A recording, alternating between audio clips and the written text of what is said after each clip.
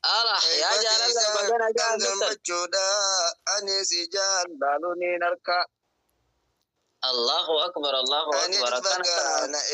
tiga. Bagana jangan ya jalan lo jalan. Bagana jangan tangga Allahu akbar. Baga walgar kono markaza bari barnota ratti. Baga asiti walgation gamma chokor ana tension. Allahu akbar.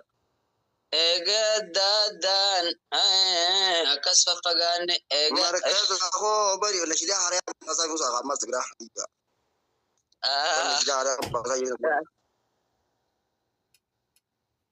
Markaza ko bari barnota.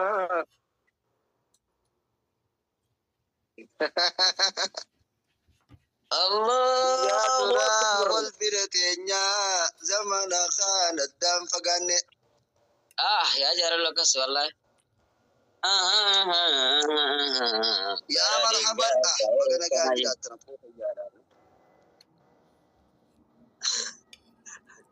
الله اكبر كرامات انا تتنيا كيف بانيتي أتدرى جربني. Baga jiraatan jaallan qaqqaale baga saftan baga ay baggeysan hani allakum gammachuun teessan tawwaartu haa taatu boo Allahu akbar gammachuun keessan tawwaaru haa ta'u boo qomootiyya injabaattanii as geessanii baagartanii abboo fuuldurri keessan haa tolu boo Nanjero. Nanjero macam ke terawar bo. Dia adalah selesai jam cerita ini Robbi bijabar sih pun abbo. Akan apa sih orang abbo Ustaz ini akan tidur Robbi bersih pun abbo. Ustaz Abdul Wahid Mukhtar ini jadi mukhur Rabbin hamil kayak subbo. Jaisan Allah Rabbi hayadun. Amin. Milking kaisan Allah Rabbi hayadun abbo. Allahu akbar. Jechara ke famana taya mamada bilagaya. Ninja bersatiya. Yaro gada asani gaye gaiseti fin dufame khaye. Singkabu kayun shabakan kiya yon diteme jawala iya ada ya Rabbi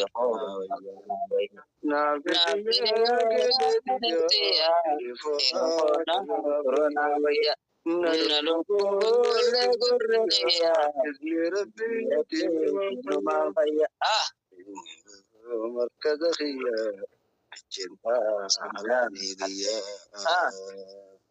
singge seguya Allahu akbar rajulu markaz khayfa kilto yoni fabakanan jam faga talafa khaisa yoganamu itu jijirun rabuka tentang kalisa Isa darare sare lata alikasi sunna deisa isi ya urbi wanti di famton di hungamesa inke barlo ta ine tadi ilumbata markaza ghaisa ya datan am najal kaba ya fataiso dan kaleisa jajjabada walluf jabeisa bahina akasife akasfaje buliyin ki ya rabbin ni'ma qur'ana sa isim barsiisu hana ardagau hana gafa khaleisa tiyo wal bilal laltan wan addam fagooti jechu wanni na qabachuu qabdan jolle teenya sawni isinittin dheereysu dhaamsitti laani gaya wanni takka fardin ardalal na qabachuu qabdan markazni huwa hunda keenya ustaazni kun arda bakkatna nugaye namni khaleisa sambeeyne horuu saangayu wujan yon tokkicha kana dhaabe unuma gaya bar namni khalee sambeeyne horuu saa himbeeku wujan atiin kalee bakka turte yoo wallaalti ardha waa baree waa hillee wanni jee yoon bakka birallee dhaqellee harfiin afaan kaayuun wanni ja'anii quraanillee waa takka duriimi jettee shirin jilla akka kana jabeeffadhu akkas ijoollee teenya rabbi isin haa barakeessu barakaa waa hundaa isin biraa kaayu tokkooma hanga dandeessu wal dhagayaa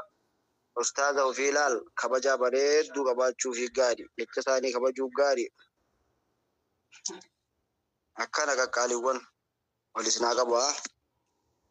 barakadhaan jaa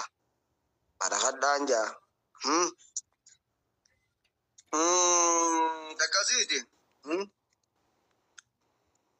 hireenis rabbi isin haa tolchu ijoolleen gadiin faan hiree jettee beektaa markaza keessaa oliiti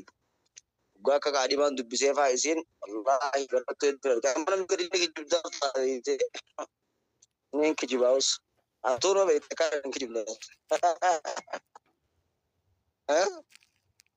wallaahi barattuu takkaan qaba dur yaabshayyoo ol bahii qara gisee dhiiroo maal taateen jedhanti jabduu see bakka madaamiin dhiifne maali wallaahi narraa dhuga itti jabduu see angaruu yaa rabbi laafisii beete rakkadhee du'aa godhaaf yaa boo isin madaamii gurbaa harka seenti itti madaamiin rahmata namaa gooti kanummaan qabee markaza irratti ol baatee dubbatu isi dhorku yoo imoon siituun akka tasaa ol baate xab gajjeetti ilaal wahi mucayyoon immoo tanaa daftee kan gabbuusuu dandeessi maa ol hin baanee nan jaa edii qabee jala kanatti yaa jara keenya hiriillee quraana irraa isin qabne rabbi isin haa fidu dhiisaa waa garii dhiisaa giseen jedhiisaa yaa bakka hin taane hin taphatina waan hin taane hin taphatina wallaahi hireen quraana si dhorkitu waa hireen hin taatu ati amma gurbuma isaa 24 si afaan taa'ee si shaakalee wanni jee siifi quraana wal kutuut deebee na fuudhaa yaadda mee itti akkasini himu dhirti hangumatti qaala war nama jaalatti maa gootaa mee afaan dhaabeetu fafida taa'ee quraana dhirti hangumatti itti qaaloytee sharafa diin keetii eeydu mucayyoon tatiin eeydu bas hin jaala dubbiin akkanaa asirratti beekama dubartoonni gurra qeensee eegaati haasawati qeessi ishee kanarraa hawaasan irraa xiqqeessaa shidas irraa xiqqeessaa akkasumatti mee gartee duuba hanguma ati sharafa diin eeydu hanguma kabaja kee eeydu hanguma diin kee jaalattu nama kaayyoo qabu gartee mucayyoon tun sin jaalaa sagantaa barnoota keetii gaa barnoota kiyyaa gahee bar jettee waggaati baatu san amma baradheetiin dhufa bakka ani gaa amma baradheetiin dhufa yoo ati jetteen asii achis dubbisuun barbaadu baradheetiin dhufa sharafa wanni hundi abbaa kitaaba hadiisa irratti beeku yoo ati bakka hunda laxlax jettee sharafa dhabda kabaja dhabda hiji rabbi dhabda barsiisaa kee kaasisin lallabaa oolurraa abaarsa fuuta mee hayyeeji wallahi awwani alkiran si bagwat iyo hol bay gare annangelle wadu yaw egana na galte na galte sin islawiya kasar kadda ya rabbi la fisi fi gajeti na madami sai ya rabbi la fisi Allah rakadde wora katin fi yomman tunuja ha ede barwa ustaza watun da qabe na qabe duwa ina zago isla te banjirto ga himte akasin tayna acho khiya ile tan wiladin qabli rabbi sinakhil ile darban qabli la bultii nagaa bultii qabbanaa bultii kabajaa bultii siif rabbii wal arkachiiftu kasiin jaa assalaamu alaykum warahmatullahi wabarakatuh وعليكم السلام ورحمة الله وبركاته مناشدة خيرنا قال في قاري الدوبة والفادة thank you شكرا جزيلا جناني دام سبريدا خنا في نشيدا بريدو تنقبتني نودفو إساني تيفي akasir rabbiin beekamtii fi beekumsaas gubbaan guyyaa guyyaan dabaluu fi jenna Allahu akbar sagalee isaanii ta'amma caalaa addunyaa guutuu walgeessu rabbi haa taasisu jenna maashaallah eegaa karatti aansuudhaan ammallee sagantaan nashiidaadhaa addan dhaabbanne egaa eega nashiidaa jettan hanga gurri isin dhoowutti nashiidaadha inshaallah kanaaf gaa Allahu akbar maal jette yaa Allahu akbar ega